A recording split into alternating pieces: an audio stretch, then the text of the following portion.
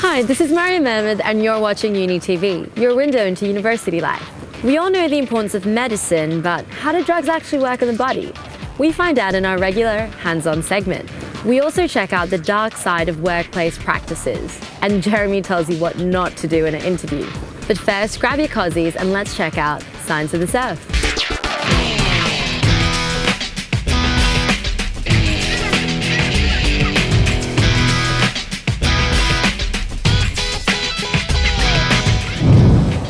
I'm Dr. Rob Brander and I'm a surf scientist from the University of New South Wales. And in this episode, we're going to focus on breaking waves. What happens to waves when they come into shallow water? How do they slow down? How do they change their shape? How do they start to bend? And when they break, how do they break? Do they curl over and crash? Do they roll in gently? These are some of the answers that we're going to explain today.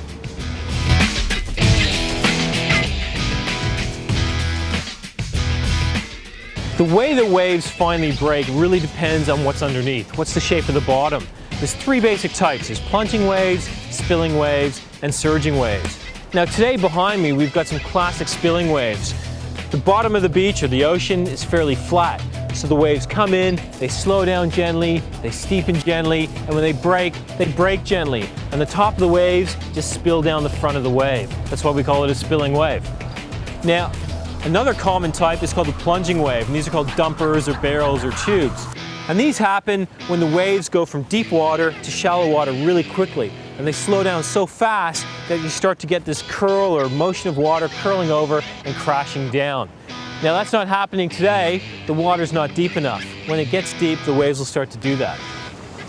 The third type is called the surging wave, and these ones are also very common, but they're totally different. They don't curl over and plunge, they don't spill, they just sort of form this bulge near the shoreline, and when they break, they just rush up really fast, or they surge up really fast, and then they rush back. And they tend to happen when beaches are fairly steep. Well, the whole reason we get surfing waves is because when the waves come in from deep to shallow water, they slow down, and they interact with the shape of the bottom, and sometimes they can bend, and that's called wave refraction. So let's say you've got a rock headland, and out here the waves are coming in nice and straight, the crests are parallel and straight, and then the wave starts to get into shallower water at the headland. Well, this part of the wave slows down, this part of the wave is still going fast. So you start to get this bending of the wave, and that bending is called wave refraction. And that's why you can jump in a wave here and surf all the way around.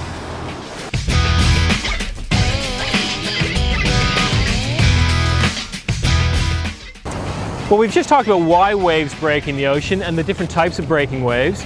In the next episode, we'll focus on the tide. Believe it or not, the tide is a wave, and it's a lot more complex than you might think.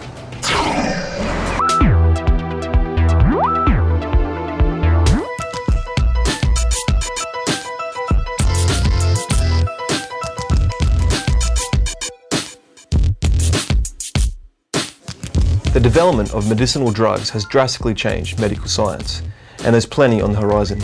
Every year, every month, scientists are making new discoveries and developments. Hi, I'm Andrew from the Department of Pharmacology in the School of Medical Sciences at UNSW. Welcome to our lab. Pharmacology is the study of drugs and their effect on living tissues and the normal body functions of humans. The drugs themselves are chemical substances that modify the normal physiological functioning of the body or influence the dysfunctional processes that have arisen due to disease or infection.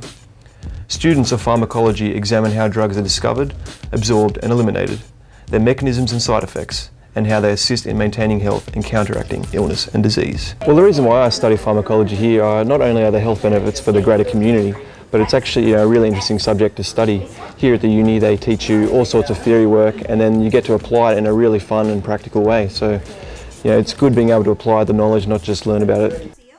Of course, the very best way to get your head around a subject is to get hands-on with it.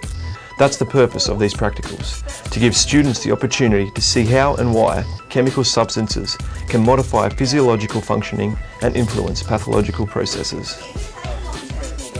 So this lab runs over 3 weeks and we're actually learning about receptor signaling. Today's lab we're learning about how 3 drugs interact with cells, so that's what we're doing today. Any practical calls for diligence and plenty of patience.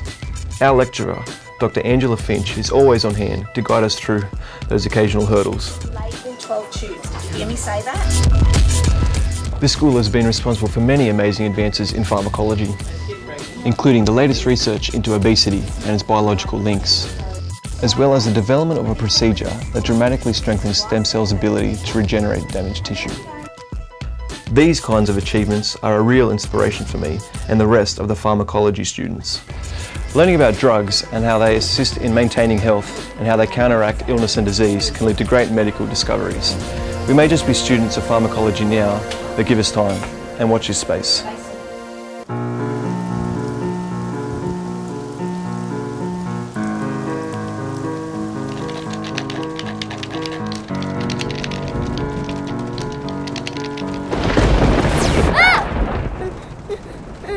I think there's a tortoise somewhere.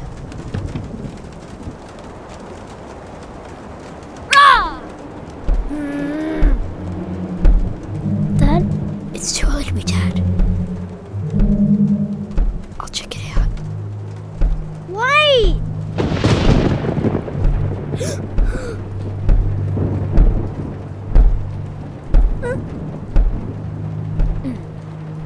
Vance, no! It's okay, Zor. Here, you'll be fine. I'll be back soon.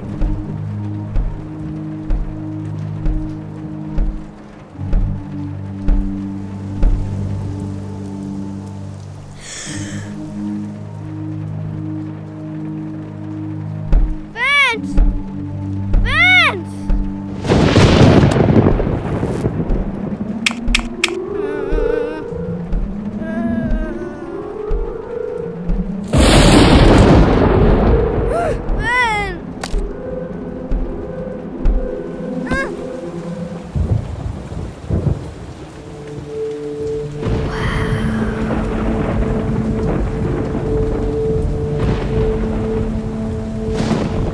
Neat, eh? Awesome.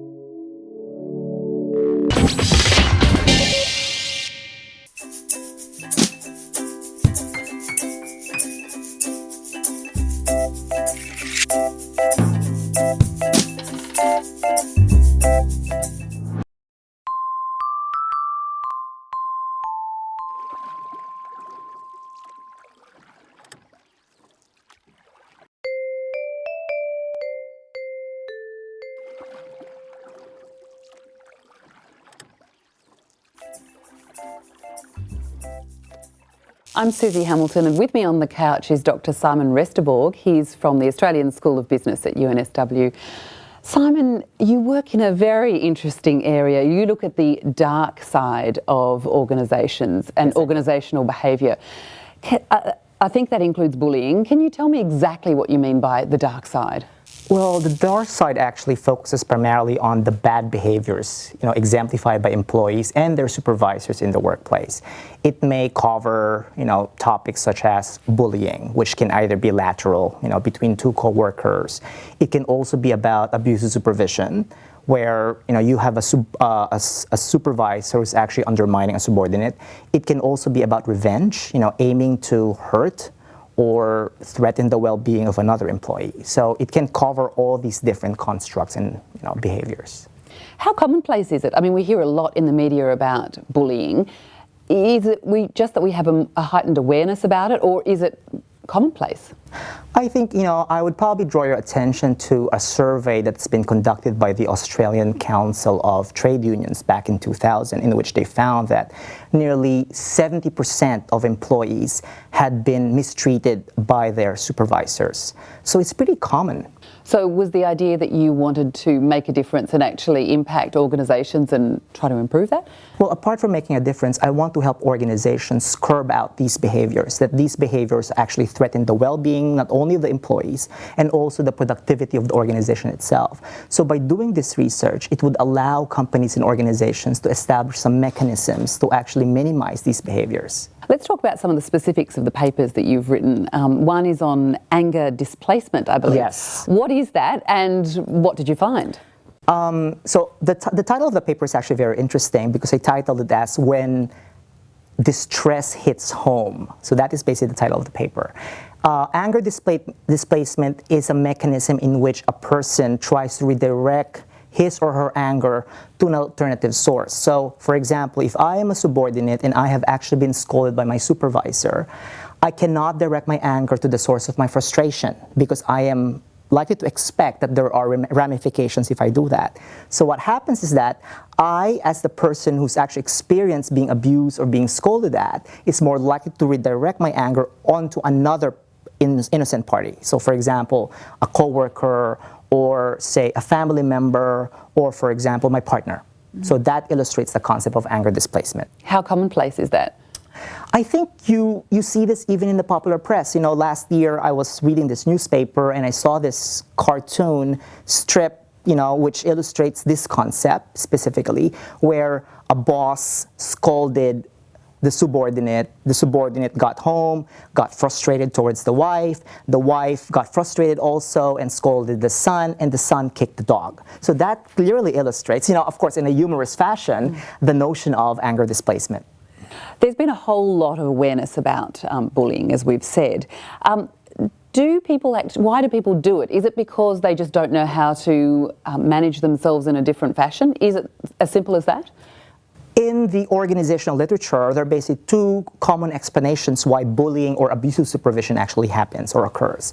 One explanation takes from the perspective of justice. If I am a supervisor, for example, and I have been mistreated by my own supervisor, I am more likely to displace my aggression or frustration to another person. And usually the victim is the subordinate. Okay, so that is a situational explanation to why abusive supervision or bullying occurs. Another explanation is from the perspective of personality. Some people are prone to anger, some people are more likely to feel frustrated, some people are more likely to experience negative emotional states. That's why they tend to be, aggressive towards others. So I know that you said earlier that part of your work, you feed it to organisations and the idea is that they need to provide leadership. Do they need to target certain people in organisations or does it need to be across the board? I don't think, supervisors will volunteer to attend a leadership training if they actually frame it as, making sure that they're not abusive towards their subordinates. So the approach that I usually suggest to organizations is making it across the board that everyone who takes a supervisory role in terms of supervising others should make sure that these people are given the strategies and the practical skills in order for them to manage their employees very well. And that includes, treating them with respect, treating them with dignity. But what do you do when you're in an organisation and somebody is being a bully? How do you personally navigate a situation like that? Well, the first step to do is to actually acknowledge that bullying is occurring, okay? And to make sure that that person is aware that he or she is being bullied. That's the first step. The second step is to allow that person to actually speak out and, especially for the victim, about how he or she feels about the situation. And the next step would be not directly to confront the bully. Well, some people do confront them, but it may actually lead to more negative ramifications. At times what happens is that the situation gets to be more aggravated. So what I usually suggest is that if the organization has mechanisms or grievance procedures, then that is the way to go, to actually write it up and elevate the concern to the immediate manager or to the HR person. Simon, thank you so much. No worries. The blues, what key? You pick the C or the... Our C? All right.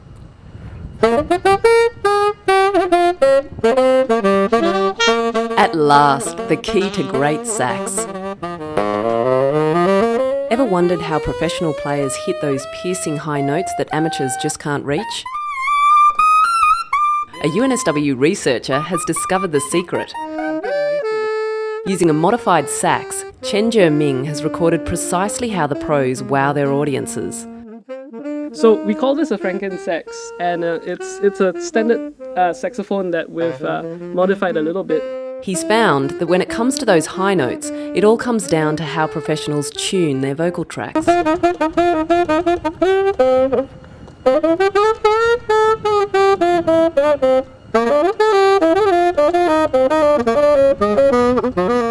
By tuning the resonances in their throat, sax players can reach as much as an octave and a half above the natural range of the instrument. Okay, Cole, could you hit the third octave D, please?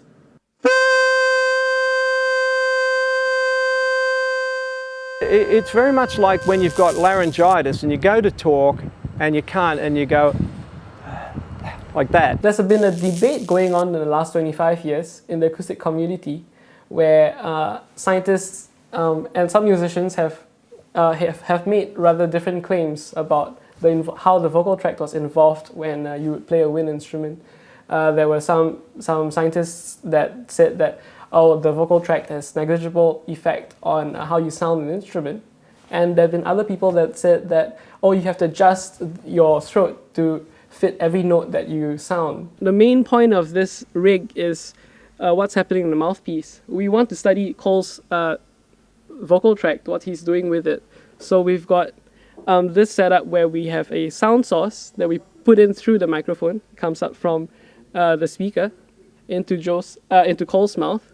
And from the reflections that come back out from his mouth again, we've got a microphone, again, fitting through the saxophone mouthpiece to pick up the signal that we then analyze to find out the resonances in his throat. The experimental instrument required some getting used to, even for a veteran muso like Cole Loughnan, who normally uses a very different type of mouthpiece. It's a little like driving a Mini Minor and then getting into a truck, quite different. But for musicians and scientists alike, the work has been worth it. It has settled the secret of sax appeal.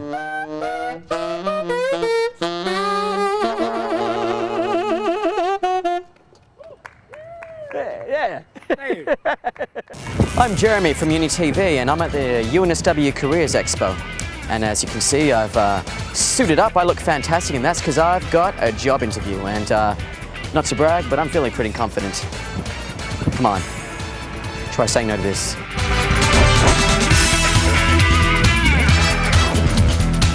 Oh, g'day. Good morning, Jeremy. Thanks for coming in. How's it hanging, Phil? Good. Take a seat. Thanks, mate. All right, what are we going to do? Well, Jeremy, I'm just going to ask you a few questions just to get to know you a little bit better. First of all, I wonder if you could tell us a little bit about yourself. Well, you know, I've had 3 relationships. Overall, I think I'm a very caring guy. I'm open to having new friends. What we're looking for there is a fairly concise overview of the person. What are their qualifications? What are their interests, hobbies, kind of what makes up the person? Where do you see yourself in 5 years' time? Well, the thing about me, Phil, is I'm like a laser beam, yeah? Like I will focus and I will hone in, and you know, one moment you're just doing your stuff and bam, I have your job. What we're kind of looking for here is for the person to have a bit of a vision. What's their vision for the future? I wonder if you could tell us some of your weaknesses. In other words, an area that you could improve on. To be honest, I'm really, really forgetful. I mean, it was probably because I went on a bender for a few days, but I actually, for a few days, didn't even know my own middle name. Like, how funny is that, right? What we're really looking for here is predominantly something that's like a skill that you've identified that you can improve on, and you've actually got a bit of a plan. Could you tell us some of your key strengths, maybe your top 3 strengths? Okay, for starters, I will drink you under the table. I'm also fantastic with the ladies, and I'm really good at looking like I'm busy when I'm not actually doing anything. So again, what we're looking for here is a key strength that you've had that you can bring to the workplace. I wonder if you could tell us about the last company you worked for and why you left. They kind of act like they fired me, but and then they say that I technically threw the first punch, but that's all I'm going to say in the matter. Okay, we'll move on then. Yeah. If you've worked for a company, you should always talk about it in a positive sense, even if the experience itself wasn't positive. Jeremy, I wonder if you can give an instance of a problem you've encountered at work. Given your expertise and experience, you were able to overcome it. I worked at retail for a while, right? And I think my strength was like my people skills. So sometimes, a customer would call up and ask for a certain product. Because I had other things to do with my time, I would pretend that we didn't have it to save other time. And that also let the customer want it even more. So I actually built desire. With this bit of a problem-solving question, how did you approach the problem and also how did you deal with it? Jeremy, why do you want to work for this company? Okay, I have a lot of gambling debts at the moment. Well, it's not the answer we're looking for. We'll hand it over to you. Have you got any questions for me? I'm good, Phil. Thank you very much. This last question is really designed for you to sell yourself. So you should have practiced very short wrap up at the end as to why you're the best candidate for the job. Jeremy, that's the end of the interview. Just like to thank you for your time and we'll give you a call and let you know how you went. No worries, Phil Meister. I will see you Monday. Well, that's all we've got for this episode. I hope you enjoyed the show. This is Mariam Ahmed and you're watching UNI TV.